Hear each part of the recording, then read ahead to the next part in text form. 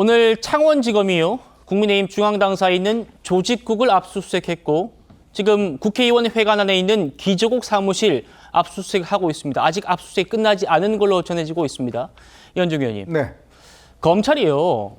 집권 여당의 당사를 압수수색한 것 굉장히 이례적인데 어떤 자료를 받아가려고 지금 이러는 겁니까? 저도 별 기억이 없는 것 같습니다. 예. 야당은 뭐 있어 왔지만 그렇죠. 여당의 사무실을 압수수색한다는 것은 굉장히 이례적인 것인데 제가 듣기로 창원지검이 지난주 금요일 날 서범수 사무총장에게 관련 자료, 즉 당시 2022년 6월 달에 재보선 공천이 있지 않습니까? 네.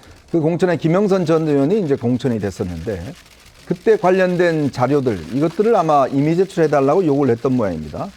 근데 국민의힘에서는 이거는 임의 제출을 할 수 있는 게 아니고 압수수색 영장을 받아와야지만 우리가 줄 수 있을 것 같다라고 해서 아마 검찰이 법원에 영장을 신청해서 발부받아서 오늘 아마 집행을 한 것 같습니다. 네. 지금 검찰이 살펴보고 있는 것은 당시에 이제 2020년 6월 달에 김영선 전 의원이 창원 의창에 선거에 출마하면서 네. 공천 과정에서 당시에 이제 윤석열 대통령과 명태균 씨 간의 통화 녹취록 내용이 밝혀졌지 않습니까? 그렇죠. 뭐 당에서 반대가 있지만 뭐 공천해주라고 그랬다. 뭐 이런 이야기가 있었죠. 자, 근데 이제 당시에 이준석 대표 체제였습니다. 근데 이준석 대표 같은 경우는 당시에 경쟁력이 있어서, 즉 여론조사에서 이 김영선 전 의원이 앞섰기 때문에 일단 공천을 줬다라는 네. 거거든요. 근데 지금 드러나는 여러 가지 녹취록 정황을 보면 이런 여론조사를 명 씨가 상당히 좀 조작했을 가능성이 있다라는 것 때문에 검찰이 수사를 벌이고 있거든요. 그리고 또 일선에 하면 김영선 전 의원이 그렇게 경쟁력이 있지 않았다 당시에.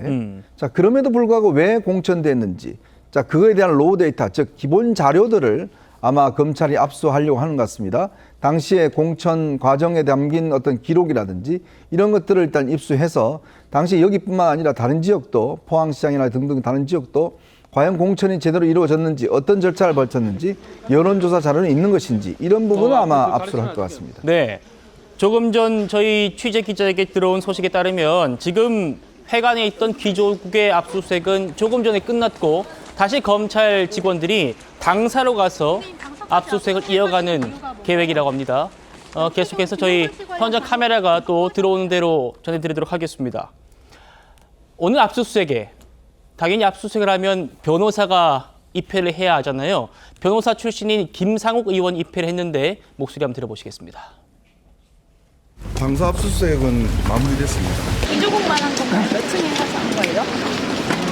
조직국에 대한 여의도 연구원 포함됐나요? 포함되지 않았습니다. 기획조정국 관련해서는 압수수색 진행된 건가요? 진행 예정입니다. 시간은 뭐 길게 진행되지는 않았고요. 뭐 당무감사 자료나 이런 부분들 좀 확인을 하는 그런 형태로 진행됐습니다. 오늘 압수수색 내용은 22년 그 재보선 관련해서만 진행이 됐다고 보면 되는 건가요? 네, 맞습니다. 지금 영장에 기재된 취지 내용대로 김영선, 명태균이 저희 뭐 김영선 공천 관련해서 문제됐던 포항시장이나 이쪽 관련해서 저희 당 입장에서는 기본적으로 합법적으로 형사 수사 절차가 진행되는데 당연히 협조를 해야 되기 때문에 그렇게 진행하고 있습니다. 국민적인 의혹이 있고 저희가 뭐 여당이라고 해서 검찰이 봐준다 이런 소리 들어서는 안 되는 거니까요. 네, 그래서 당사 압수수색은 최대한 협조를 했다. 그래서 빨리 끝났고요.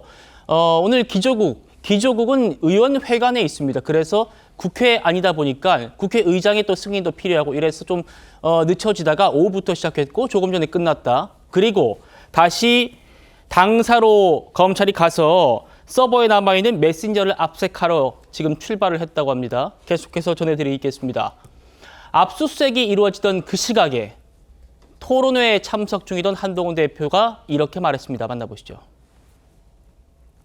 관련 부서로부터 보고를 받았는데요. 법원에서 발부된 영장이니 그 영장의 범위 내에서 또 우리 또 정당으로서 정치활동에 있지 않습니까? 정치활동의 그 본질을 해하지 않는 범위 내에서 법에 따라 응하겠다라는 보고를 제가 받았습니다. 이승훈 변호사님, 22대 국회에 들어서 그러니까 이 집권 여당 압수수색도 이례적이지만 22대 국회 들어가지고는 야당도 압수수색을 당한 적이 없는데 집권 여당 국민의힘이 처음 당한 그런 상황이에요. 지금 당시 공관위원장인 윤상현 의원 또 당대표였던 이준석 의원도 소환 예정이라고 합니다. 어떻게 보십니까?